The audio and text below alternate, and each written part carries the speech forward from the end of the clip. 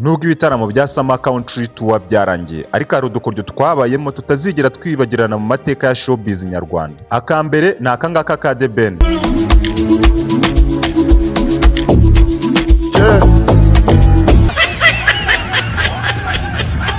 Ngo ahangaha Theben yari kuri stage ari kubyina bitewe nuko yari yaje yambaye inkweto ishaje, ngumva ko bavuga ngo Theben yakoze gym, ngo yakubise umutsi w'irnyo hasi ngo yumva umutsi w'irnyo uracitse, ngo inzoka yo mu nda ihamagara yo mu gihuru.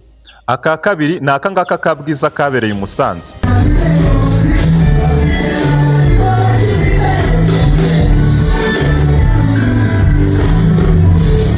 Ngo aha Bwiza yemereye umubyinnyi we bari kubyinana kuri stage ko amubyinisha, ngo umubyinnyi ngo agenda abyina, ngo agenda yimanukira kuri wuncece, ngo agenda kabakaba, ngo Bwiza nawe ngo yumva ibintu bitangiye kuzamo, ngo aramubwira ngo genda ndekura agace udatuma mbishakira kuri stage. Ngo uyu mubyinnyi nawe wari washyokeye hasi byamaze gukomera akomeza kurwana na Bwiza, ngo byaje gutuma na kamera zibafata bakiri kurwana, ngo Bwiza yikura kuri umubyinnyi, ariko n'ubundi umubyinnyi yanze kumurekura bitewe n'uburyo yari yamaze kuryoherwa. Ngo Bwiza abajijwe ku kintu cyateye iyo ntambara ye n'uwo mubyinnyi we bari kubyinana, ngo yavuze ko umubyinnyi yari kumukora kuri mikoro, ngo ubwo rero akumva ari buze kwica connection ya mikoro, ngo Bwiza nabona uko aririmba neza. Maze benshi mu itangazamakuru bakavuga bati, vuga ko nawe wumva gutangiye kubishaka ureke kwijijisha. Nubwo Bwiza yatanze iyo mpamvu ya mikoro, ariko nawe uramutse ushishoje wabona icyari kibyihishe inyuma. Aka gatatu nako ni akangaka nako ka Bwiza igihe ari muri iki gitaramo cyabereye i Rubavu.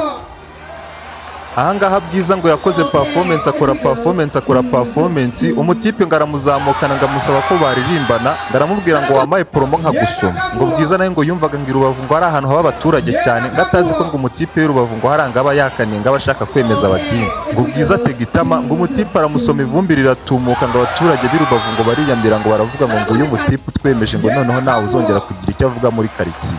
Agakoryo ka kane ni akangaka Bruce Melody yapostinze ku mbuga nkoranyambaga ze, ubwo yavugaga ati Rugwiro na Mugwaneza bagiye kugwirirana. Nk'uko mwabibonye, izina Rugwiro na Mugwaneza niriteze kuzigera ryibagirana mu mitwe y'abanyarwanda bakurikiranira ibya showbiz hafi. Ni ukuvuga ngo hariya Theben azahora yitwa Rugwiro, kandi na Alex Muyoboke nawe azahora yitwa Mugwaneza. Ngo benshi bavuga ko ibingibi Bruce Melody yabitewe nuko yabonaga timu ya Theben igiye kumutwara coach Gayeri, bitewe n'uburyo bari bamaze igihe bari gukominikana ku mbuga nkoranyambaga, ari nabwo yandikaga ngo coach nawe akeneye undi coach. Uwo munsi wari udushya gusa, ngo reba ko Bruce Melody yapostinze ngo ibintu bikirirwa bivugisha abantu ku mbuga nkoranyambaga. Akandi gakoryo kabaye muri ibi bitaramo bya Summer Country Tour ni akangaka ka Pirate. Nshinzwe kurengera ibibazo by'abaturage, nari ndi kwitemera muri karitsiye, numva ngo igisamago cyikona ibishyimbo, ni ukuri kw'Imana mise ntabara ndagifata, niko guherekezwa n'aba001 tukijyanye ku murenge, dore ngiki hano Garanguru. Ngo Pirate yagaragaye ku mbuga nkoranyambaga ari gufana kurura umuntu mu kiziriko, gavuga ngo ni igisamagwe, ngo bagiye kukizirika igihe bari kujya mu bitaramo bya Summer Country Tour byabereye i Musanze. Ibyo byahise bituma Pirate bamujyana mu nkiko, bajya kumuganiriza bamwigisha buryo kibafana, ndetse bamubwira buryo cyakwiye gufana kugira ngo atazajya agongana n'amategeko. Ngo ikintu cyatunguye abantu ni ukubona Pirate avuye muri gereza, aho kugira ngo asubire iwabo n'ibi byo gufana bivemo burundu, ngahubwo yahise amanuka i Nyagatare yakamejeje ngo akomeza gufana Bruce Melody.